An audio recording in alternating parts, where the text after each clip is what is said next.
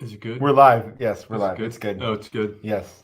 Perfect. Welcome to Paving the Way. This is episode 23, and today our topic is going to be Pat's beard. I'm JB. I'm Patrick. Switch those. So how about that beard? How about that beard? It's a big beard. You are right. It's getting there. I was just about to say how big my beard was getting, and he cut me off and made me feel not as manly. No, No. not even half as manly. That's just normal, though, because you're so manly. So today, actually, I want to talk about a special topic. I want to talk about wooden pole supports for utility poles, like power poles, low voltage poles, kind of any of those poles, I guess, right? Yeah. So we got probably, how long did we get this first contract? Probably 3 or 4 years ago. So 3 or 4 years ago, we got a contract for SMUD doing pole supports, where we would go out and they would identify poles that needed to have repairs done to them. Not repairs. I mean, what are they? What they do is we actually bid the first contract that they put out that was to go in and you buy a machine that goes around the poles and it uses radiation or something to check how degraded the inside of the pole is, how rotten the pole is. And then once it gets to a certain point, it basically can't hold itself up. I mean, picture a fence post sitting in the ground. You know, after 20 years, you have to replace your fence. It's falling over. So the first job was an inspection job. Yeah. To go out and inspect a certain amount of poles. Yeah, we didn't know what we were doing, but we decided to throw our hat in the ring and see what we could do. I think we got second place on it, so we didn't get it. Out of 2? Yeah. Second out of 2. That's our favorite spot. We got a lot of seconds that way. And then a little while later, we saw them put the contract out to actually do the pole supports, which we had also never done. So we took a shot in the dark at it and kind of took a look at what it took to get them done, how big the material was, and kind of just worked up an estimate to see how many do you think we could do in a day, how many of them was their total, and I think that contract was for 800. I think I was going to say, I think 860 or something like that. Yeah, so we did 860 poles on that first contract. That was actually a really good learning experience for us. We went out and we learned a lot. Actually, if you check out social media, I think we're putting some videos up here of the guys doing the work. We built a little video in the beginning, like of how to do it, like a step-by-step, and then we have it to use kind of as education for these guys. Also, teach them as part of the B&M University that we're building, which is to educate our customers and our employees on the proper ways that we do things and the proper ways customers can expect our stuff. A little shameless plug, I guess. But what I've been thinking about for the last, so we have another contract that came out. So we got another one of these. Yeah. And we're doing we finished that one. It ended up being a pretty decent job. So we're like, okay, that was relatively easy to do, easy to schedule, easy to work with the guys that were running it, generally speaking. They did actually go ahead and take one of our best guys, though. Oh, yeah. SMUD. Yeah. But not directly through this. He had been wanting to work for SMUD for a while, so finally got the call and left. But on another note, we still have, I don't know. We're not bitter about that at all. No, not at all. So basically, there's different size poles, as you can see driving around. There's smaller ones that don't go as high, and a lot of those just hold like low voltage lines for AT&T, Comcast, any telephone and internet stuff.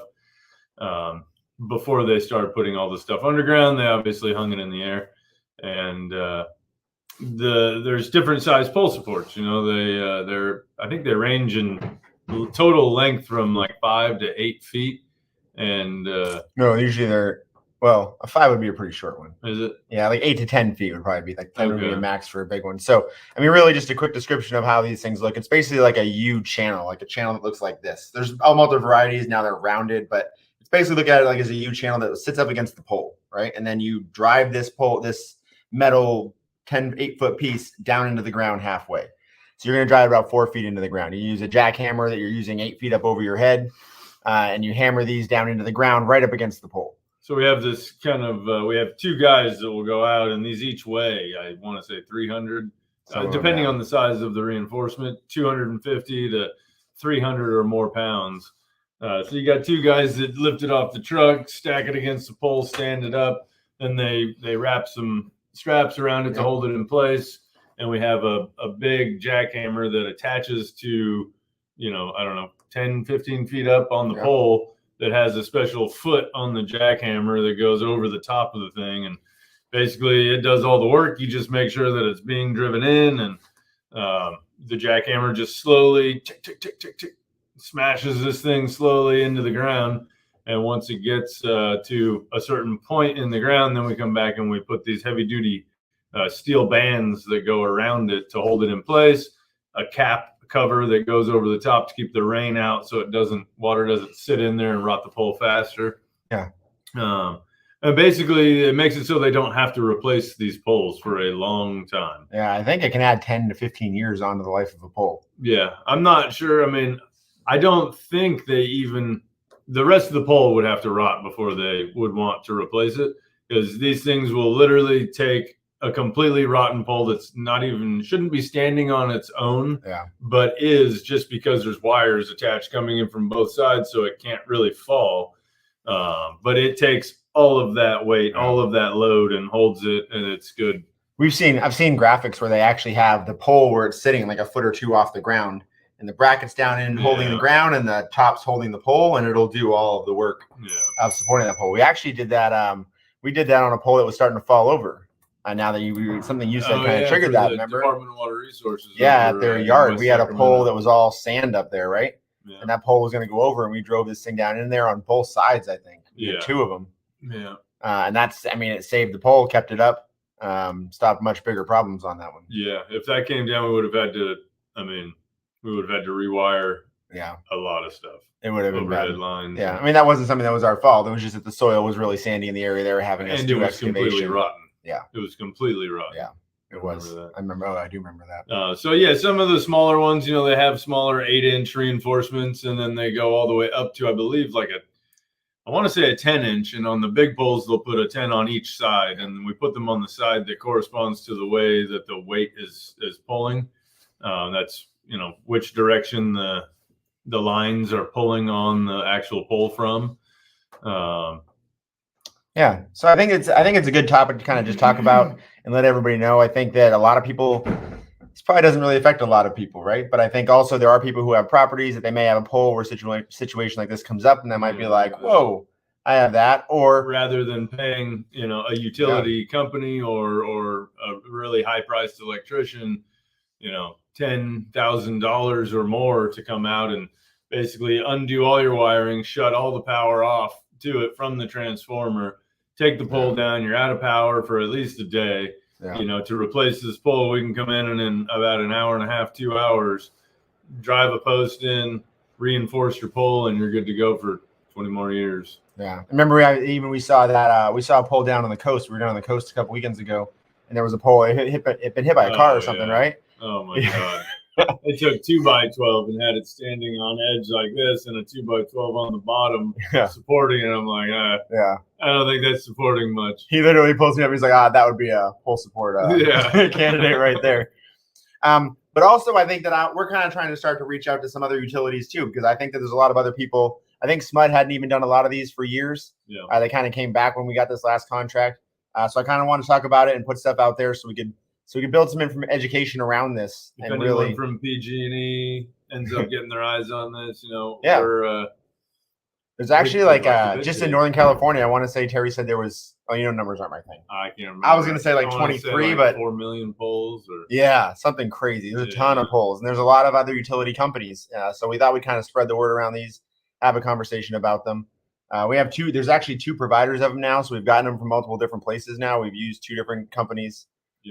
Like we said, on our second full contract of another 300 poles. So there's not many people that will do this type of work. I don't know if it's just because it's kind of a niche market, and there's not a whole lot of these contracts that are put out. But when we bid them, when we bid these jobs, you know, I think there's only 2 or 3 people that are bidding against us.